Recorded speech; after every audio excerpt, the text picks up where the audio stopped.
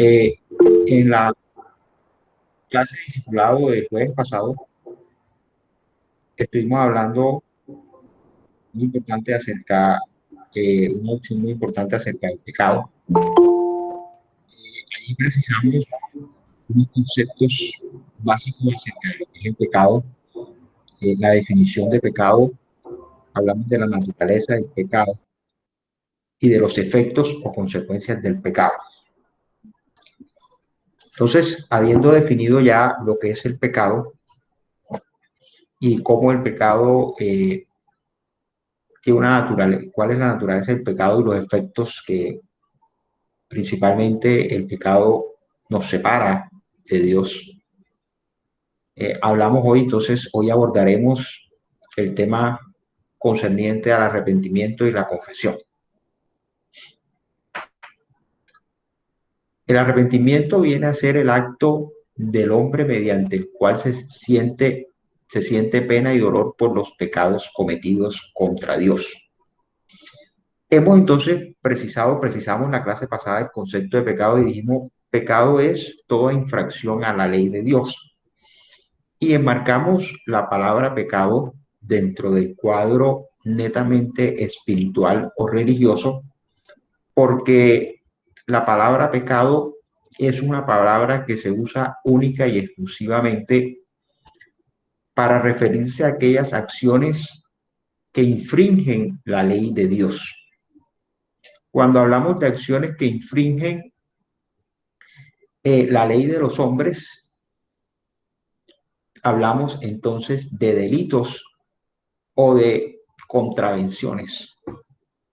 Pero cuando hablamos de acciones que infringen la ley de Dios, concretamente estamos hablando de pecado. Entonces, hay una gran diferencia entre cometer un delito, cometer una contravención, cometer un error, cometer una falta y cometer un pecado.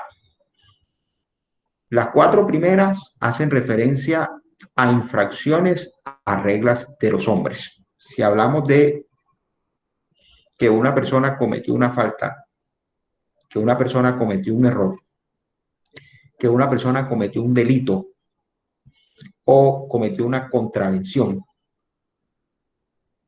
o incurrió en una contravención, estamos hablando que esa persona ha desacatado o desobedecido leyes de los hombres. Pero cuando hablamos de pecado, estamos hablando de que esa persona ha quebrantado, ha desobedecido o ha infringido una ley de Dios. Entonces, eso es importante tenerlo claro para comenzar a llamar las cosas por su nombre, ¿verdad? Al delito se le llama delito y al pecado se le llama pecado. Porque hoy en día hemos entrado en una filosofía de querer suavizar las cosas, pero en ese querer suavizar desnaturalizamos realmente la esencia de la actuación o la esencia de lo que realmente es lo que ha sucedido. Entonces, comencemos a llamar las cosas por su nombre. Todo aquello que va en contra de la voluntad de Dios es pecado.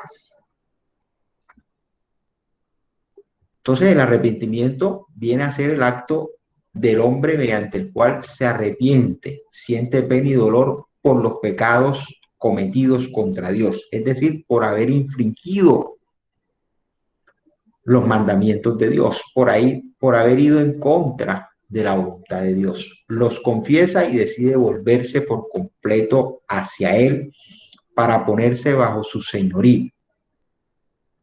El arrepentimiento forma parte fundamental de la doctrina cristiana.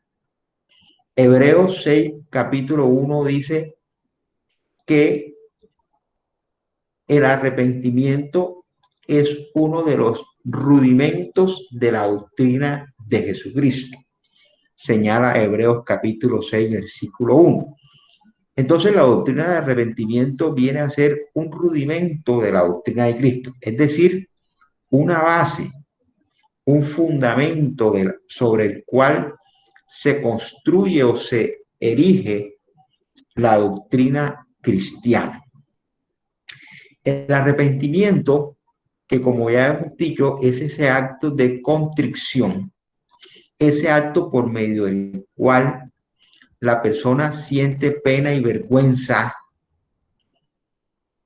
por las acciones o por los pecados cometidos, tiene que ir acompañada de otro acto que es la confesión. La confesión entonces viene a ser el acto mediante el cual el hombre expresa su arrepentimiento. Y es una manera de que el pecado salga de nuestro interior y sea expulsado de nuestro cuerpo. Esa es la confesión. Pero entonces, eh, concentrémonos en lo que señala, la palabra de Dios en cuanto al arrepentimiento. Y luego pasamos a ahondar un poco más en la confesión.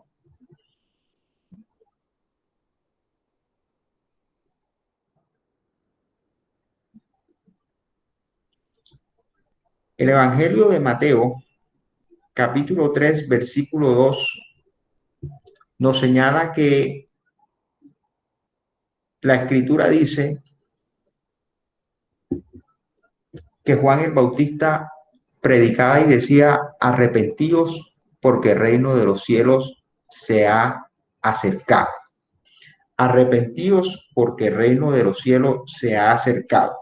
Era lo que predicaba Juan el Bautista, clamando y pidiéndole al pueblo de Israel que se arrepintiera de sus pecados.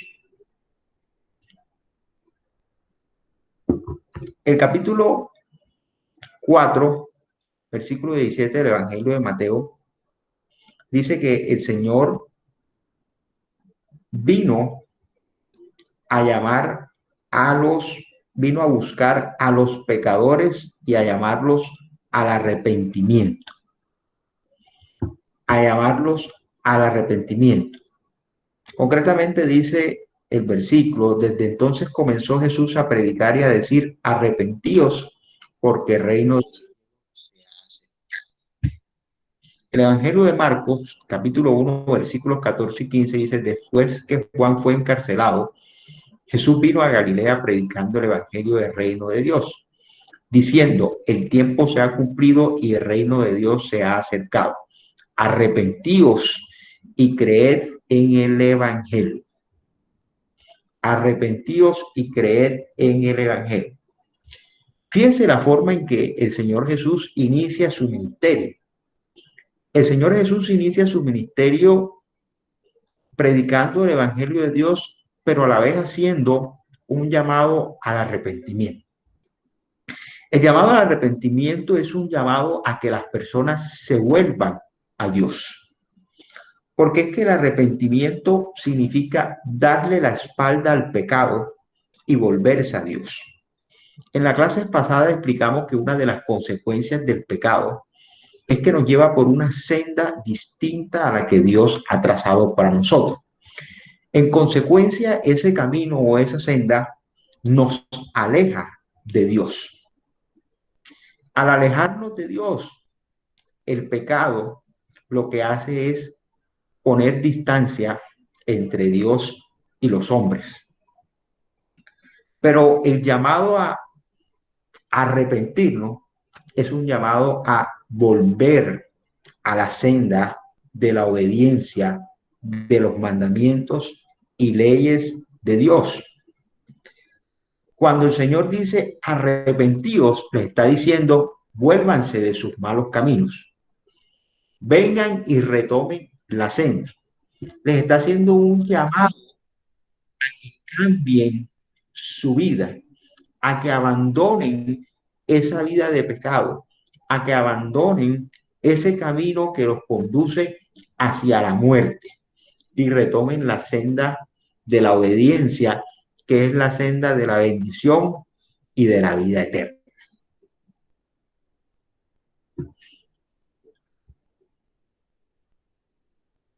El arrepentimiento significa literalmente un cambio de mentalidad. La fe respondía al anuncio de la buena noticia de que Dios, en buena disposición para perdonarle la fe respondía al anuncio de la buena noticia de que Dios, en buena disposición para perdonarle los pecados por su buena voluntad hacia los hombres. Fe y arrepentimiento son dos caras de la misma moneda, pues creer sin arrepentirse sería una falsa profesión. Y arrepentimiento sin fe supondría quedarse a mitad de camino sin llegar a los pies de la cruz. El arrepentimiento, como lo vemos allí, significa un cambio de mentalidad. Es el deseo de querer cambiar, pero ese cambio de mentalidad va o nace de la fe. El arrepentimiento no es algo que surja del ser humano de manera repentina o de manera autónoma. El arrepentimiento es provocado por conocer las buenas nuevas de salvación y por la operación del Espíritu Santo. Es el Espíritu Santo de Dios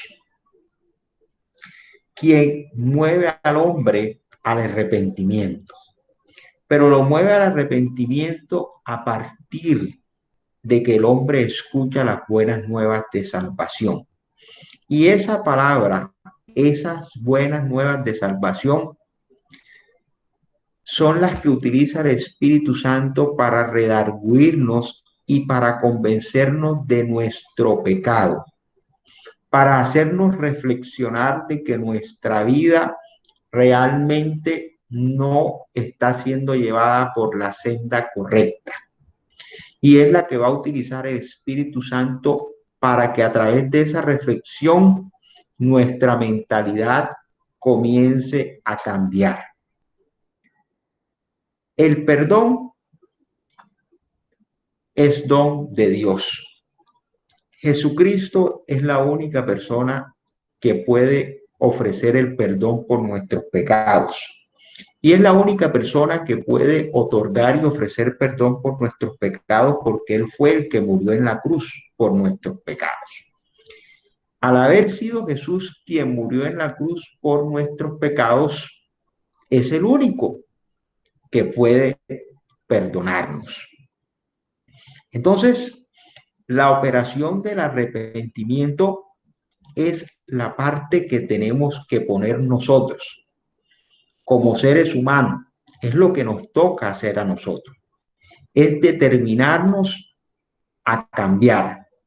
Una vez nos hemos determinado a cambiar, a confesar nuestros pecados, a pedirle perdón a Dios, Jesucristo nos otorga el perdón como un don o un regalo divino. Pero junto con ese regalo, cuando el arrepentimiento es genuino, cuando el arrepentimiento realmente es de corazón, viene otro don del Espíritu Santo que se manifiesta en otros sentimientos. Ya dijimos que el arrepentimiento se manifiesta con un sentimiento de pena y de vergüenza por haber infringido la ley de Dios. Una vez hemos sido perdonados, el Espíritu Santo coloca en nosotros otro sentimiento y es un sentimiento de repudio hacia la vida de pecado. Una vez nosotros comenzamos realmente a caminar en la senda de Dios y nos hemos arrepentido con todo nuestro corazón, hemos confesado nuestros pecados, entonces el Espíritu Santo comienza a colocar en nosotros un sentimiento de repudio hacia la vida de pecado. Y es cuando a nosotros comienza entonces a desagradarnos el pecado. Ya no sentimos placer en el pecado, más bien sentimos rechazo y repudio por el pecado. Y si usted me pregunta cómo opera esto en el interior de una persona, tal vez sea muy complejo explicarlo, pero lo diré en unas frases muy simples, como lo ha señalado la Escritura. Simplemente venimos a ser una nueva creación de Dios. Una nueva creación de Dios que ha sido creada de un linaje sin pecado, del linaje de Jesucristo. Ese linaje que es sin pecado es un linaje que obviamente no está gobernado por la potestad del pecado. Al no estar gobernado por la potestad del pecado, es un linaje que tiene en su misma naturaleza la divinidad de Jesucristo. De tal suerte que esa naturaleza lo inclina a lo que es de su propia naturaleza, a lo santo, y lo aleja de lo que es contrario a su naturaleza, que es el pecado.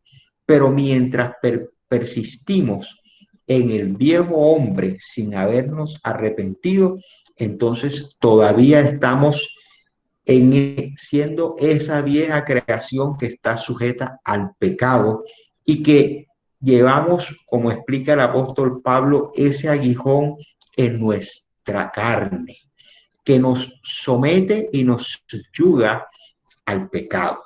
Entonces, fíjese que el arrepentimiento es la parte que tenemos que poner nosotros, es la voluntad de querer cambiar. El resto es don de Dios. Incluso el mismo deseo de querer cambiar puede ser un deseo que sea alimentado por el Espíritu Santo. El Espíritu Santo puede provocar en los hombres ese deseo de querer cambiar, pero la determinación para cambiar y el dar el paso para arrepentirse es la acción que le corresponde al hombre. El tomar un paso de fe y decir, me arrepiento de mis pecados y abandono la vida de pecado. Abandono estas conductas que son contrarias a la voluntad de Dios. Cuando nosotros hemos manifestado esa voluntad, entonces viene el Espíritu Santo de Dios a operar en nosotros el nuevo nacimiento y comenzar a llenarnos de esa naturaleza divina y a poner en nosotros lo que es de Dios. Entonces es importante que en que el arrepentimiento sea genuino, que sea una actitud de corazón, que realmente cambie la mentalidad. Muchas veces nosotros asociamos el arrepentimiento con el corazón, pero el arrepentimiento no solamente está ligado al corazón, porque el arrepentimiento es una condición del hombre frente a su estilo de vida y frente a su cosmovisión. Cuando hablo de cosmovisión, estoy hablando de cómo ve el hombre el mundo. Hoy en día encontramos personas que dicen en su cosmovisión, pues es normal consumir drogas. Si usted está en un ambiente de fiesta, es normal que usted consuma cocaína, que usted consuma, no sé, éxtasis. Hay personas que ven con normalidad que una persona mate a otra. Y hoy lo llaman un estilo de vida liberal. Y dentro de ese pensamiento o estilo o esa filosofía de vida liberal, es una filosofía que predica un estilo de vida donde a cada quien se le puede permitir llevar su vida como quiera, siempre y cuando no perjudique a otros. Ese pensamiento es una cosmovisión, es una manera de ver la vida para ciertas personas. Entonces, esas personas dicen, es mi vida y yo puedo hacer con mi vida lo que me dé la gana. Nadie tiene por qué meterse porque es mi vida y a nadie le incumbe lo que yo haga con mi vida. Puedo hacer y deshacer con mi vida y eso es problema mío. Eso es una cosmovisión y la cosmovisión está en la mente del hombre porque es un concepto de vida, un concepto que viene prefijado a partir, un concepto de vida que viene prefijado a partir de una filosofía, de un conocimiento que la persona ha resguardado en su mente. Por eso, el arrepentimiento implica un cambio de mentalidad. La persona tiene que cambiar su filosofía y su cosmovisión. Tiene que comenzar a ver la vida no según la óptica de la filosofía liberal, no según la óptica de las filosofías humanas, sino según la óptica de la fe. La fe es un conocimiento. Ese es el conocimiento que debe gobernar nuestro intelecto y nuestro pensamiento. Porque es que la fe se traduce en conocer a Dios. Pero para usted conocer algo, ha tenido que aprenderlo y apropiarse de ello, de tal manera que usted lo pueda conocer y reconocer. Si usted no adquiere el conocimiento de la fe, usted no conoce la fe. Y luego entonces usted no tendrá dentro de su mentalidad el conocimiento de la fe. El conocimiento determina el actuar de las personas. El niño que llega al mundo recién nacido es un niño que se enfrenta a un mundo nuevo y comienza a conocer ese mundo a través de los sentidos. Entonces usted ve que el bebé se queda mirando fijamente las cosas y si usted se le pone de frente, el bebé se lo queda mirando fijamente y llega un momento en que el bebé comienza a tocarse, comienza a tocarle las manos, todo lo quiere tocar, llega a otra etapa donde todo se lo quiere llevar a la boca, ¿verdad? Llega un momento incluso que hasta los pies se lo lleva a la boca. Todo eso hace parte del proceso cognitivo del bebé. Está conociendo el mundo y se está conociendo a sí mismo a través de los sentidos. Entonces, como el bebé todo lo quiere tocar y todo lo quiere conocer, hay que quitarle los objetos que sean que puedan ocasionarle un daño, cuchillos. Entonces hay que tapar los tomacorrientes, hay que quitar los ventiladores de su alcance para que no le meta la mano y el aspa del ventilador le pueda causar una herida. Hay que tapar los tomacorrientes para que no los toque y no les pase corriente. Hay que quitar los cuchillos para que no se corten. Pero ¿por qué hay que quitarlo? Porque el niño está conociendo el mundo y apenas está fijando los conceptos en su mente y está creando su parte cognitiva. Entonces, si el niño toca un tomacorriente y le pasa corriente, tenga la seguridad que el niño asocia ese tomacorriente con el dolor y nunca más lo vuelve a tocar. Por eso que cuando usted al niño le dice, cuidado, eso no se hace porque papá o mamá le dan pan pan. El niño le dice pan pan y no lo hace, porque el niño asocia el pan pan con el dolor, con el castigo, con la represión. Y a través de ese sentimiento, el niño aprende un concepto de lo que debe o no debe hacer. Entonces, el conocimiento determina nuestro actuar. El conocimiento realmente determina nuestro actuar. Para una persona adulta, siempre coloco este ejemplo. Si usted llega a una reunión muy distinguida, que tiene un protocolo a la altura de la reunión bastante distinguida, seguramente si usted nunca ha estado en una reunión de esa con ese tipo de protocolo, usted se va a sentir incómodo porque usted no sabe cómo va a comportarse o cómo va a actuar. Y no lo sabe porque nunca ha estado allí, porque no conoce cómo es ese protocolo. Pero una persona que ha estado 5 o 10 veces en una reunión de esa, está totalmente tranquilo porque conoce el protocolo, sabe qué debe hacer, sabe cómo debe hablar, sabe cómo debe ir vestido, sabe qué hacer y cuándo hacerlo, porque conoce el protocolo, conoce el protocolo. Entonces fíjese cómo el conocimiento determina el comportamiento de las personas. Hay muchas personas que están convencidas que ciertas actuaciones son correctas. Ciertas actuaciones son correctas.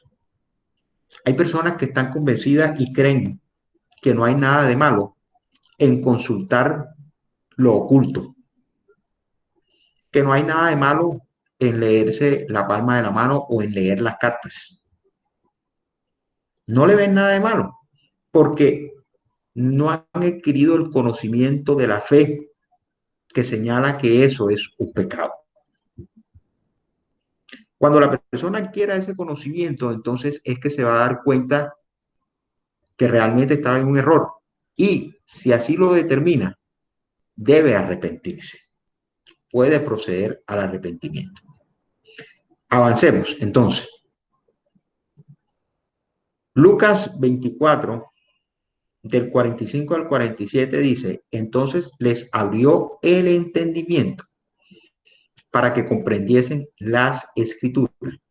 Y les dijo, así está escrito, y así fue necesario que el Cristo padeciese y resucitase de los muertos al tercer día, y que se predicase en su nombre el arrepentimiento y el perdón de pecados en todas las naciones, comenzando desde Jerusalén.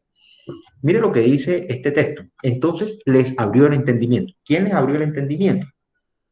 El Señor a través de su disertación. Pero como el Señor hoy en día no está entre nosotros, quien hace esa operación entre nosotros de abrirnos el entendimiento. En otras palabras, hacernos entender.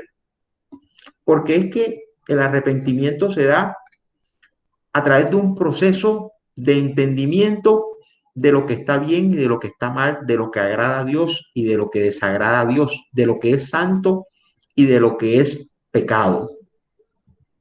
Cuando nosotros logramos entender que lo que nosotros venimos haciendo no está bien, y cuando nosotros aún más logramos llegar al entendimiento de que la vida que vamos llevando y las acciones que vamos ejecutando constituyen pecado y constituyen una transgresión a la ley de Dios, entonces es que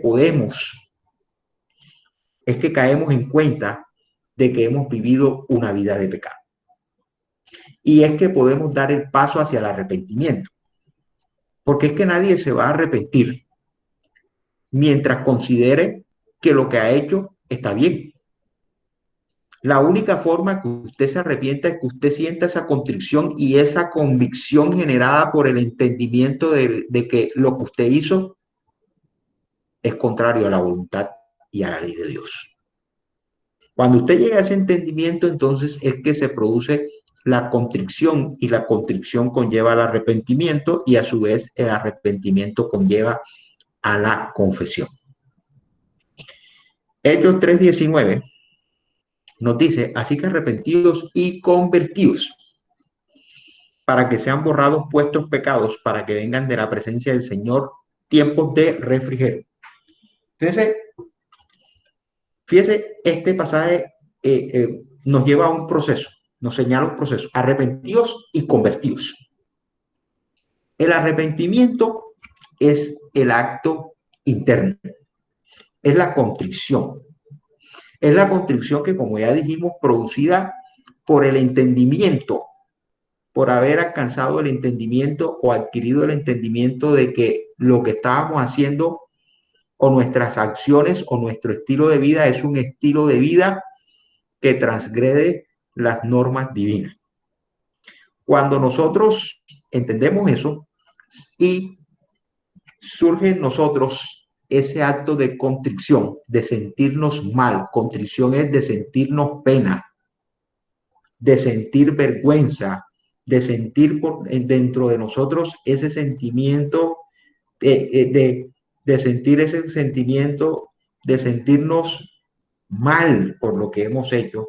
Entonces hablamos de que realmente hemos sido movidos al arrepentimiento. Ese arrepentimiento, ese sentirnos mal, tiene que provocar una conversión, porque si el arrepentimiento no provoca la conversión, entonces no es un arrepentimiento genuino. No tiene ningún sentido que usted entienda que lo que está haciendo está mal y lo siga haciendo. Eso no tiene ningún sentido. Si usted sabe que lo que está haciendo está mal, y no solamente sabe que está mal, sino que también sabe que si lo sigue haciendo, eso lo va a llevar a una condena eterna, lo va a llevar a la muerte eterna. Si usted ha entendido eso, no tiene ningún sentido que usted persista en hacer lo que usted sabe que está mal. Si usted persiste en eso, la Biblia señala a esas personas, los rotula con una palabra que dice, esa persona es necia. Le pone un rótulo, dice, ese es un necio. El necio es la persona que sabe que lo que está haciendo está mal, pero persiste en eso. Esa actitud de persistir en lo que está mal, en lo que es pecado, en lo que desagrada a Dios, es necedad. Necedad. Entonces el arrepentimiento tiene que provocar una conversión, que es lo que habíamos explicado anteriormente. Un cambio. Convertirse es cambiar, un cambio de mentalidad. Entonces el arrepentimiento es genuino cuando deriva en una conversión, en un cambio de mentalidad, en un cambio de actitud, en un cambio de vida. Ese proceso es un proceso que también es producido y ayudado por el Espíritu Santo. El Espíritu Santo nos da la fuerza para que nosotros demos el paso del arrepentimiento. Pero también tiene que haber voluntad de nuestra parte para dar ese paso del arrepentimiento.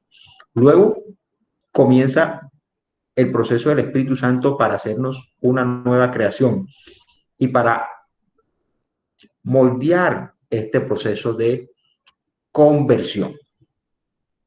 Eso es muy importante que lo tengamos en cuenta.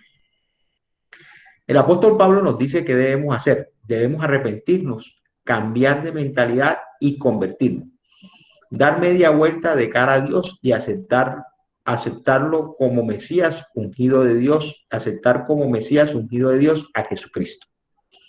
El libro de los Hechos de los Apóstoles, capítulo 17, versículos 30 al 31 dice, pero Dios, habiendo pasado por alto los tiempos de esta ignorancia, ahora manda a todos los hombres en todo lugar que se arrepientan, por cuanto ha establecido un día en el cual juzgará al mundo con justicia por aquel varón a quien designó, dando fe a todos de haberle levantado de los muertos. Mire lo importante que es este versículo, para complementar o reafirmar más bien lo que hemos venido diciendo. Pero Dios, habiendo pasado por alto los tiempos de esta ignorancia. La ignorancia es lo contrario al conocimiento. Hemos definido que la fe es un conocimiento. Es el conocimiento de Dios, de sus mandamientos, de sus estatutos, de sus preceptos y de sus principios. Esa es la fe. Definamos fe concretamente. Fe es conocimiento de Dios. Desde el punto de vista cognitivo, eso es fe. Fe es conocimiento de Dios. Entonces, el hombre que no ha conocido a Dios es un hombre ignorante, que ignora o desconoce la fe. Y por eso su comportamiento en contra de los principios, de las leyes, de los estatutos, de los preceptos y mandamientos divinos, porque los ignora. El proceso de conocimiento implica un proceso de aprendizaje, implica un proceso de entendimiento. Hay personas que dicen conocer a Dios, pero realmente no le conocen o le conocen históricamente. Cuando digo que le conocen históricamente es que conocen parte de la historia por ser un hecho relevante y por ser un hecho público y conocido por todos. El hecho de saber y conocer que Jesús es el Hijo de Dios, que vivió y que nació de una virgen, que era un carpintero de oficio, que tuvo 12 discípulos, que hacía algunos milagros y algunas sanidades, que fue condenado y que en el juicio un tal Poncio Pilato se lavó las manos y que luego le crucificaron en un madero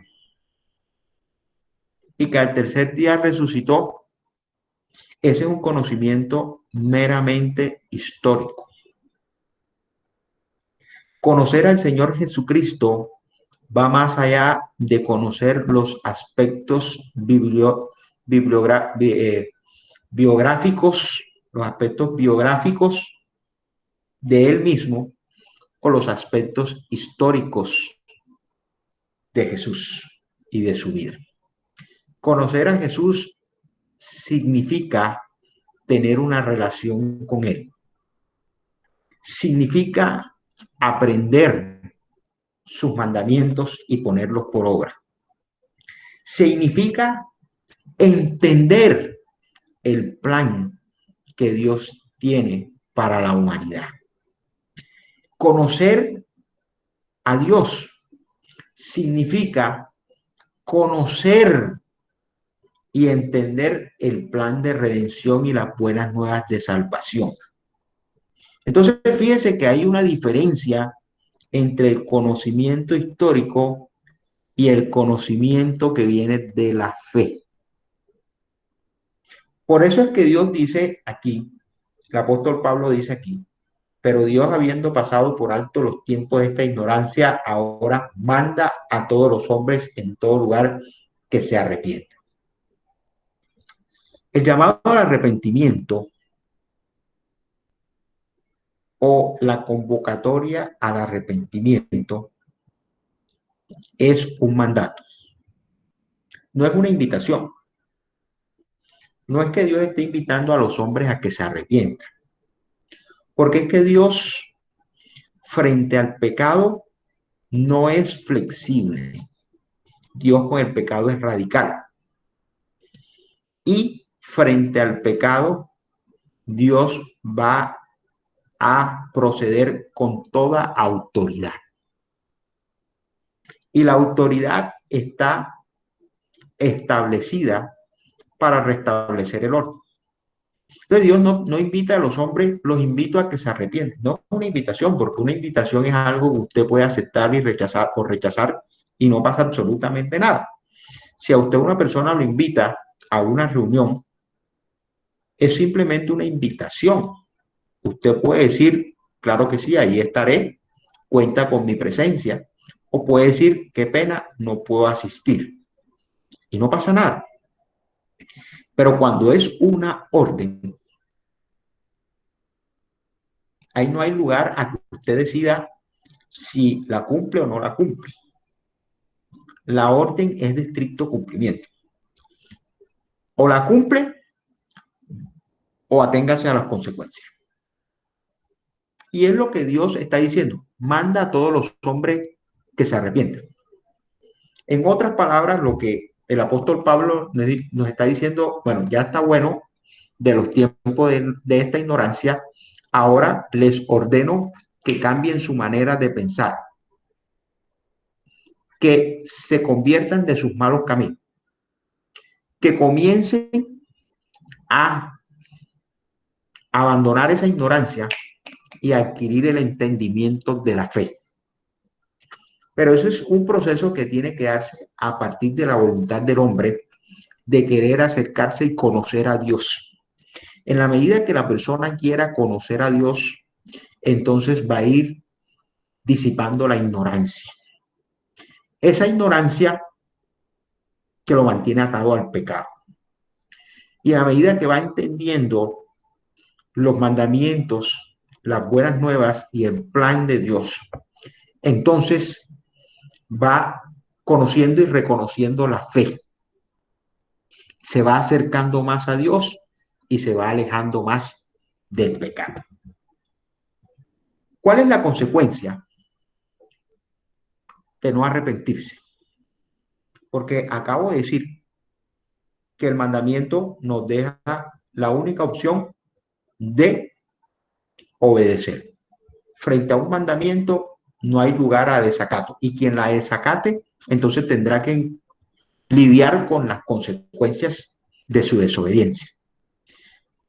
Aquí están las consecuencias de la desobediencia. Dice, por cuanto ha establecido un día en el cual juzgará al mundo con justicia. Por aquel varón a quien designó dando fe a todos con haberle levantado el muerto. Está diciendo Dios, el apóstol Pablo aquí, ya va a decir, ya está bueno. Arrepiéntanse o sométanse al juicio de Dios. Ahí está la consecuencia de desobedecer la orden divina. Cuando Dios llamó a Moisés al monte Sinaí, Dios no le entregó unas tablas con unas invitaciones, que Moisés iba a bajar con unas invitaciones como si se tratara de una fiesta o de una boda, decirle, mira, aquí les traigo unas invitaciones para que participen dentro de la convocatoria para ver quiénes quieren ser pueblo de Dios. No, Moisés bajó allí con unas tablas que contenían unos mandamientos y unos estatutos que debían ser cumplidos y obedecidos, acatados por cada uno de los judíos. La razón primordial que Pablo presenta para esta necesidad de que todos se arrepientan es que Dios ha fijado una fecha. Y créame que Dios no faltará a la cita, en que va a juzgar al mundo entero sin hacer distinción ni acepción de personas. Lo va a hacer por medio de un hombre, ya que este hombre es el único mediador y Dios ha dado una garantía para creer en él al haberle resucitado de entre los muertos. Importante eso. En Lucas 13, versículo 1 al 5 dice, en este mismo tiempo estaban allí algunos que le contaban acerca de los galileos, cuya sangre Pilato había mezclado con los sacrificios de ellos. Respondiendo Jesús les dijo, ¿pensáis que estos galileos, porque padecieron tales cosas, eran más pecadores que todos los galileos? Os digo, no. Antes, si no os arrepentís, todos pereceréis igualmente. O aquellos 18 sobre los cuales cayó la torre de Siloé y los mató, ¿pensáis que eran más culpables que todos los hombres que habitan en Jerusalén? Digo, no. Antes, si no os arrepentís, todos pereceréis igualmente. Pues fíjense que no hay acepción de personas, ni Dios hace distinción en que porque si usted es judío o no judío, entonces Dios va a tener misericordia de usted o va a tener, digamos, un trato preferencial hacia usted. Ah, porque es que yo voy a la iglesia todos los días, es que yo voy todos los domingos. El arrepentimiento tiene que ser genuino. Dios cuando mira al hombre arrepentido, mira su corazón, mira su interior, mira si ese arrepentimiento es genuino. Hay personas que viven una vida fachada, que viven una vida de un falso arrepentimiento. Y déjeme decirle algo, Hay pecados que tal vez usted los tenga tan escondidos que nadie sepa de ellos. Hay pecados que tal vez usted los haya escondido y los haya llevado tan en oculto que tal vez pasarán años o tal vez usted se muera y nadie se enteró de ese pecado. Pero eso frente a los hombres. Para Dios no hay nada oculto. Dios todo lo ve. Y vendrá un día en que Dios juzgará con justicia a todos los hombres. Dios lleva buenos libros. Y en cada uno de esos libros están escritas nuestras acciones. Y en algún día, el día del juicio, esos libros serán abiertos. Y ahí estarán todas nuestras acciones. Si nos hemos arrepentido genuinamente y nuestros pecados han sido borrados y nuestros nombres han sido inscritos en el libro de la vida, y también estará si no nos arrepentimos, y también estará que nuestros nombres no se hayan inscritos en el libro de la vida. Isaías 55, capítulo 7 dice: deje limpio su camino y el hombre inicuo sus pensamientos. Y vuelva hacia Jehová, el cual tendrá de él misericordia, y al Dios nuestro, el cual será amplio en perdonar. Dios es un Dios misericordioso, que no quiere que nadie se pierda, sino que es el deseo de Dios que todos los hombres procedan al arrepentimiento. Es necesario que abramos la puerta de nuestro corazón y que permitamos que el Espíritu Santo de Dios comience a orar en nosotros y a gestar en nosotros el arrepentimiento, para que nosotros, movidos por el Espíritu Santo, podamos dar ese paso de fe para comenzar a experimentar una transformación en nuestra mente y en nuestro estilo de vida.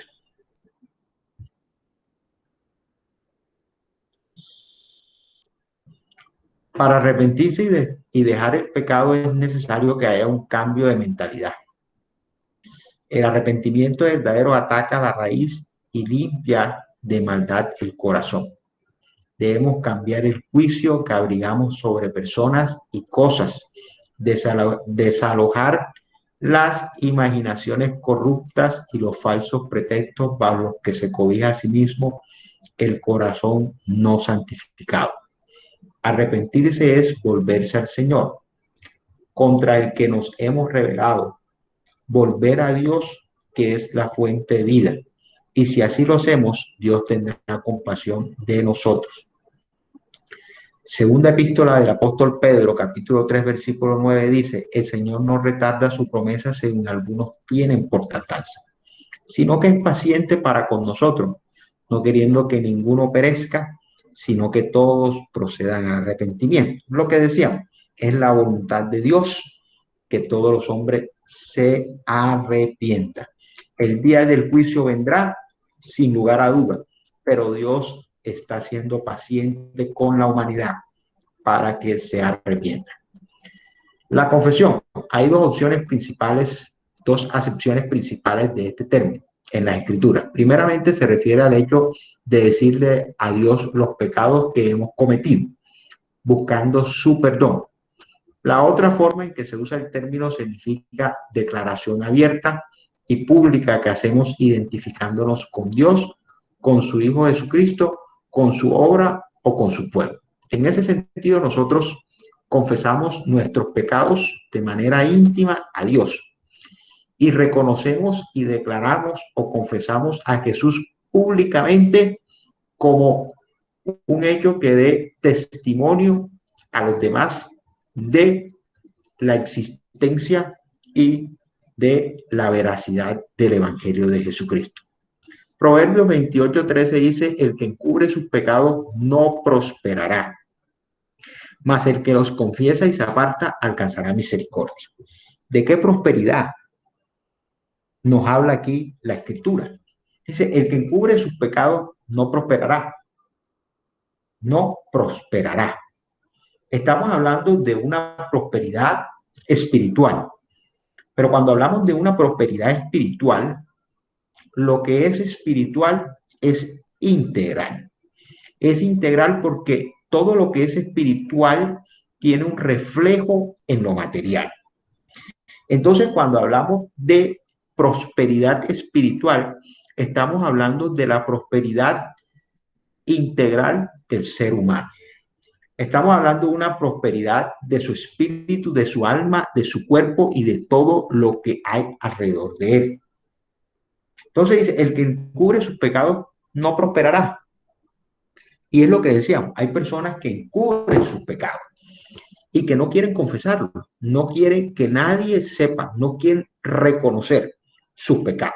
Porque confesar es llegar a ese proceso de entendimiento que te permite a ti luego reconocer que has actuado mal.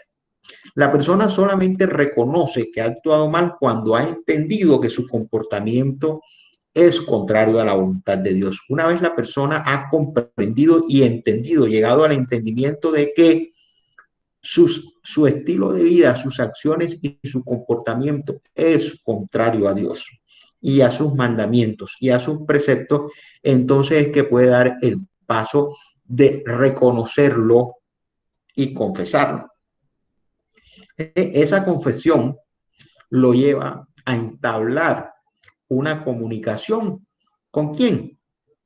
Con la persona a quien se ha agredido, con la persona a quien se ha desobedecido. Entonces usted va a Dios, que es a quien ha desobedecido, porque son sus leyes y son sus estatutos las que usted ha infringido. Entonces usted no va a confesarse con el primo, con el papá o con el hermano.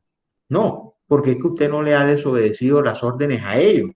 Usted no ha actuado en contra de las reglas establecidas por ellos. Usted ha obrado conforme usted ha transgredido son las reglas de Dios. Entonces usted tiene que ir es a hablar con el agredido y a confesarse y a pedirle perdón. Decirle a reconocer que ha actuado mal y pedirle que lo perdone y cambiar su actitud. Ahora, si usted también ha agredido a otras personas, lo correcto es que también usted vaya ante esas personas, reconozca su pecado, lo confiese y le pida perdón a esas personas. De nada sirve negar o excusar el pecado. De nada sirve que usted se justifique. Usted no puede decir, ay, es que yo lo hice porque no sabía. No vaya a pensar que la ignorancia lo excusa del cumplimiento de la ley. En materia de derecho hay un precepto que viene del latín que dice la ignorancia de la ley no sirve de excusa.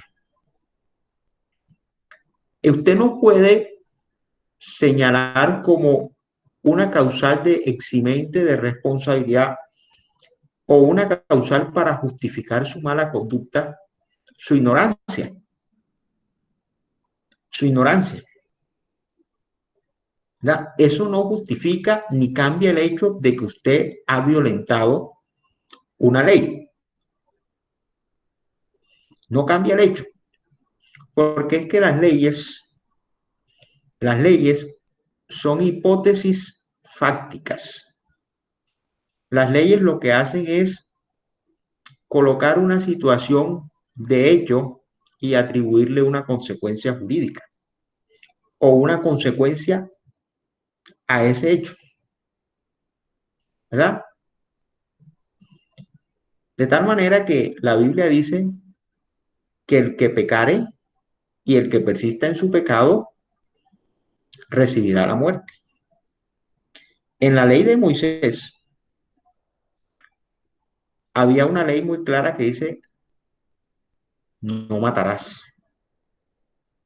Y la persona que matara a otra tenía que ser apedreado. Esa es la consecuencia. El hecho es que una persona mate a otra. Ahí está un hecho. Cuando se presente ese hecho, la consecuencia es que esa persona que mató a otro también tiene que morir apedreado. Esa era la famosa ley del talión, ojo por ojo y diente por diente. Hoy en día, la ley de los hombres señala, el que mate a otro incurrirá en prisión de 45 a 60 años, de 30 a 60 años. No sé realmente cuánto es, en cuánto está la cadena, la condena, pero es la consecuencia. Te pone de presente una situación fáctica o un hecho que consiste en matar a otra persona. Entonces, el que se vea encuadrado en ese hecho de haber matado a otro, la consecuencia es la siguiente: prisión por tantos años. Entonces, de nada sirve negar o excusarse del pecado. Usted no puede decir, yo lo maté, pero es que yo no sabía que el hecho de matar a otro tenía pena privativa de la libertad o en otros estados, por ejemplo, en Estados Unidos no puede decir, ay, que yo no sabía que matar a otro tenía pena de muerte. De nada sirve. Cumplido el hecho, inmediatamente viene la consecuencia. ¿No? Por eso dice la escritura, porque la paga del pecado es muerte. Ahí está la consecuencia del pecado. La consecuencia del pecado es la muerte. Mientras el paciente oculta su mal, no puede esperar remedio. Dios perdona al que confiesa sus pecados y los abandona. Pues una confesión sin arrepentimiento, sin firme propósito, la enmienda. Sin firme propósito de la enmienda equivale a hipocresía o engañarse a sí mismo. De nada sirve la confesión si no hay una voluntad de cambiar. De nada sirve reconocer nuestro pecado para persistir en él. Una vez nosotros hemos llegado al entendimiento del pecado, lo hemos reconocido y hemos confesado ese pecado, lo que viene ahora es no persistir en él, alejarnos de ese pecado. Eso realmente es lo que va a demostrar que realmente estamos arrepentidos. Es lo que el Señor en la Biblia llama eh, frutos dignos de arrepentimiento. El arrepentimiento tiene que dar frutos y el fruto son las acciones posteriores al arrepentimiento. ¿Cómo va a ser tu vida después del arrepentimiento? Tiene que ser congruente con el entendimiento que has adquirido. Si has entendido que hay algunas acciones en tu vida que son pecados, ese entendimiento te debe llevar a no volver a ejecutar esas acciones que constituyen un pecado, con una infracción contra la ley de Dios. El Salmo 32:5 dice, mi pecado te declaré y no encubrí mi iniquidad. Dije, confesaré mis transgresiones a Jehová y tú perdonaste la maldad de mi pecado. Cuando hay una confesión genuina y un arrepentimiento genuino, Dios perdonará los pecados. Hebreos 19, 18 y 19 dice, y a muchos de los que habían creído venían confesando y dando cuenta de sus hechos. Asimismo, muchos de los que habían practicado la magia trajeron los libros y quemaron delante de todos, y los quemaron delante de todos, y hecha la cuenta de su precio hallaron que eran 50,000 piezas de plata. Entonces aquí tenemos un arrepentimiento seguido de un fruto que pone de presente ese arrepentimiento. Dice que muchos de los que habían creído venían confesando y dando cuenta de sus hechos. Es decir, venían no solo con el arrepentimiento, sino confesando y poniéndose a cuentas con Dios. Pero no solo eso, sino que los que habían practicado la magia, el ocultismo, trajeron los libros de la magia para quemarlos como un hecho, un fruto de arrepentimiento, una señal de repudio hacia el pecado.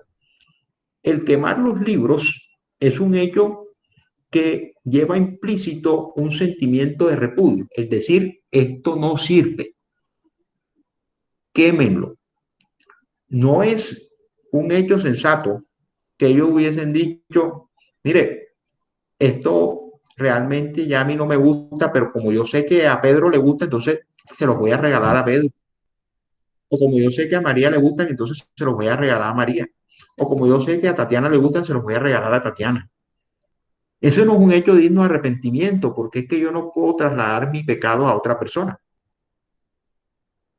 Yo no puedo decir, ya yo me arrepentí, no voy a practicar esto, pero entonces se lo voy a regalar a Sutano o a Perencejo para que él la practique. No, el verdadero entendimiento me lleva a comprender que esos libros son infructuosos para una vida de piedad y que lo que conducen es al mal.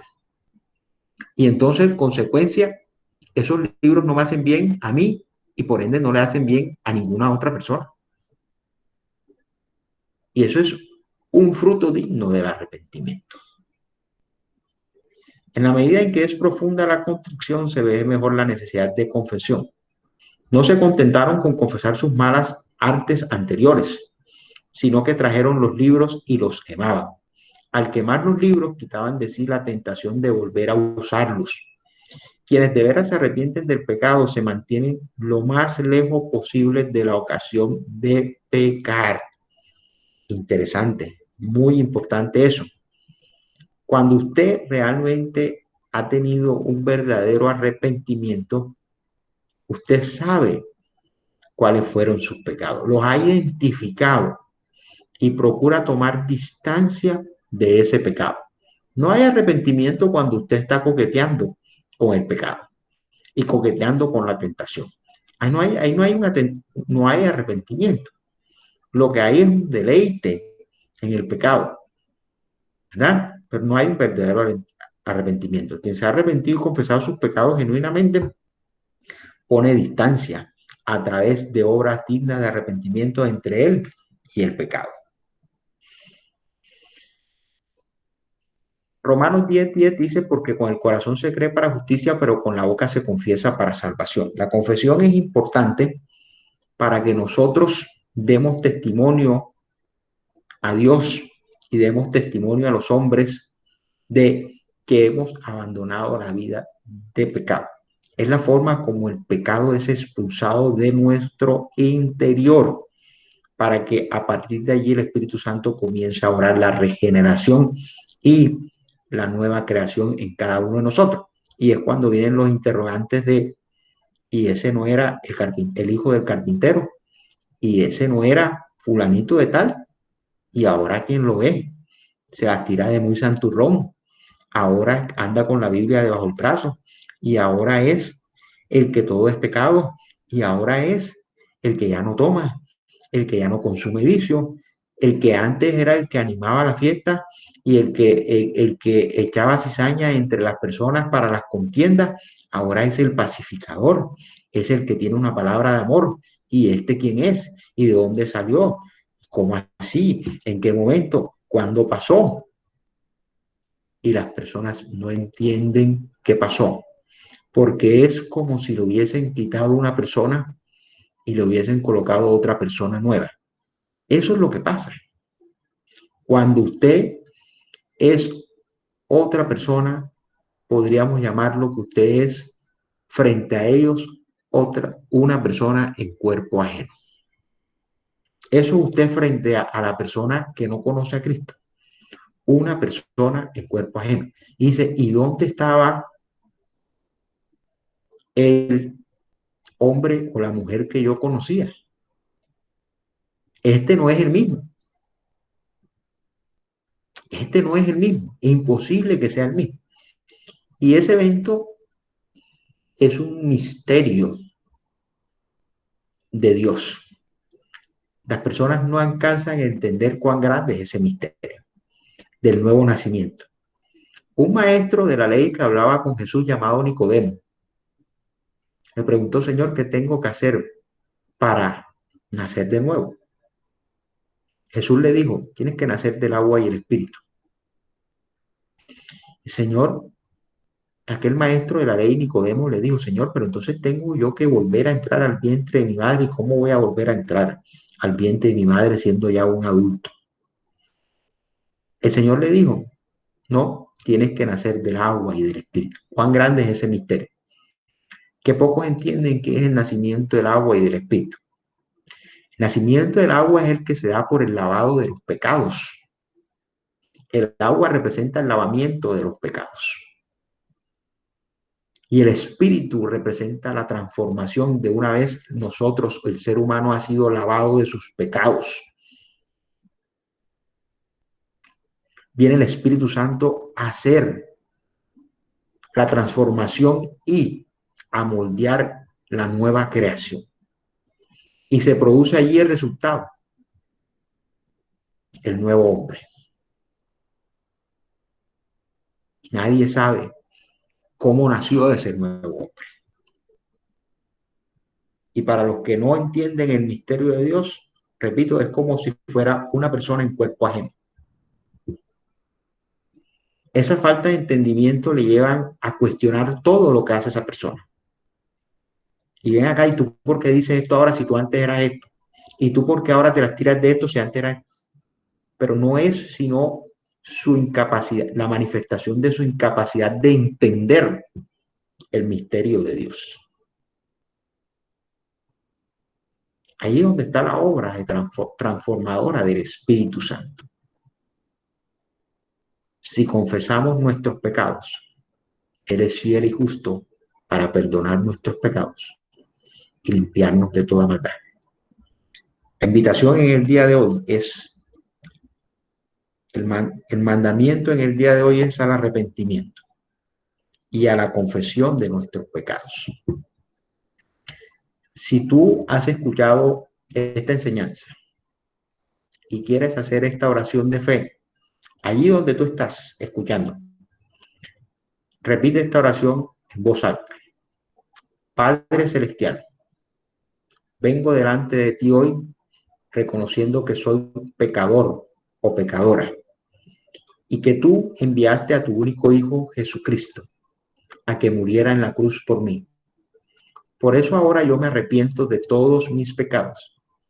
Te pido que me perdones y acepto a Jesús como mi único Señor y Salvador.